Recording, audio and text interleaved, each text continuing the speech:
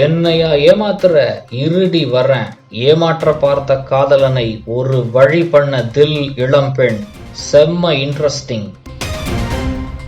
தற்போது ஒரு ஆண் ஒரு பெண்ணிடம் பேசுவது எவ்வளவு எளிதாகிவிட்டதோ அவ்வளவு கடினமானது ஒரு ஆண் ஒரு பெண்ணிடம் பேசுவது நம் பெற்றோர்களின் இளமை காலத்தில்.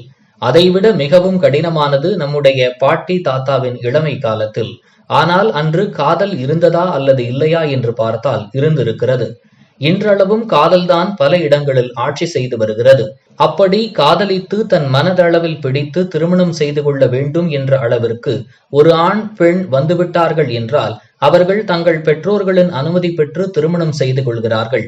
அல்லது பெற்றோர்களின் விருப்பத்தையும் மீறி வீட்டை விட்டு ஓடிப்போய் திருமணம் செய்து கொள்கிறார்கள். அப்படி திருமணம் செய்து கொள்பவர்கள் மகிழ்ச்சியாக சந்தோஷமாக வாழ்கிறார்கள் என்றால் பெற்றோர்களும் சில காலத்திற்கு பிறகு அவர்களை ஏற்றுக்கொள்கிறார்கள். ஆனால் இக்காலத்தில் நடக்கின்ற காதலை பார்க்கும் பொழுது மிகவும் விசித்திரமாகவும் ஒரு பயத்தை ஏற்படுத்தக்கூடிய வகையிலும் இருக்கிறது. ஏனென்றால் 1 மற்றும் 2ஆம் வகுப்பு படிக்கும் குழந்தைக்கு கூட பாய் ஃப்ரெண்ட் கேர்ள் ஃப்ரெண்ட் இருக்கிறது. அதிலும் ஏதேனும் சண்டை ஏற்பட்டால் பிரேக்கப் செய்து விடுகிறார்கள். இதே நிலைமைதான் இளைஞர்களுக்கும் தான் ஏற்பட்டு கொண்டிருக்கிறது. சில நேரங்களில் அந்த பிரேக்கப் ஆனது இருவரது புரிதலாலும் நடக்கும். ஆனால் பலரது விஷயங்களில் ஆண் பெண் இருவரில் ஒருவரால் மட்டுமே அந்த பிரேக்கப்பை ஏற்றுக்கொள்ள முடியும், மற்றொருவரால் ஏற்றுக்கொள்ள முடியாமல் இருக்கும். இப்படி ஒரு பக்கம் காதல் இருக்கிறது என்று பார்த்தால், மறுபக்கம் காதலித்துவிட்டு திருமணம் செய்வதாக கூறி பிறகு ஏமாற்றி அந்த பெண்ணையும் ஆணையும் கைவிடுவதும் அதிகமாக நடக்கிறது. அந்த வகையில்தான் இது போன்ற ஒரு செய்தி தற்போது வெளியாகி இருப்பது பெரும் பரபரப்பை ஏற்படுத்தி உள்ளது. அதாவது திண்டுக்கல் மாவட்டம் ஆத்தூர் தாலுகாவை சேர்ந்த சூர்யா மற்றும் அருண்குமார் இருவரும் சென்னையில் பணிபுரிந்து வந்துள்ளனர். சூர்யா தனியார் மருந்து நிறுவனத்திலும் அருண்குமார் தனியார் நிறுவனத்திலும் பணியாற்றி வந்துள்ளனர்.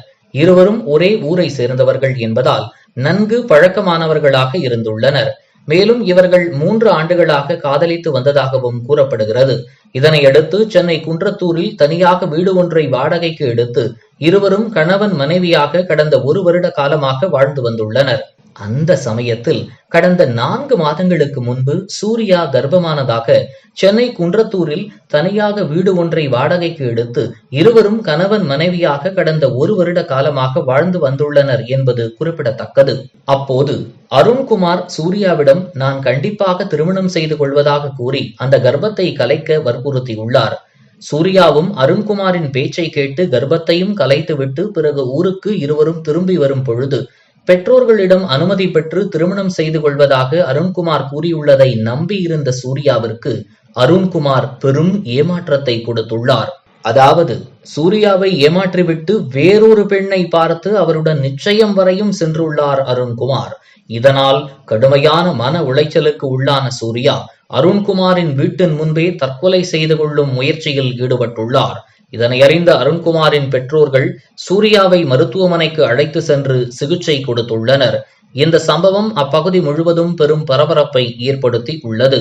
மேலும் இதற்கு சமூக வலைதளங்களில் இதுபோன்ற சம்பவங்களாலே பெற்றோர்களால் காதல் திருமணத்தை உடனடியாக ஏற்றுக்கொள்ளாத நிலை இன்றளவும் நீடித்து வருகிறது என கமெண்டுகள் முன்வைக்கப்படுகிறது.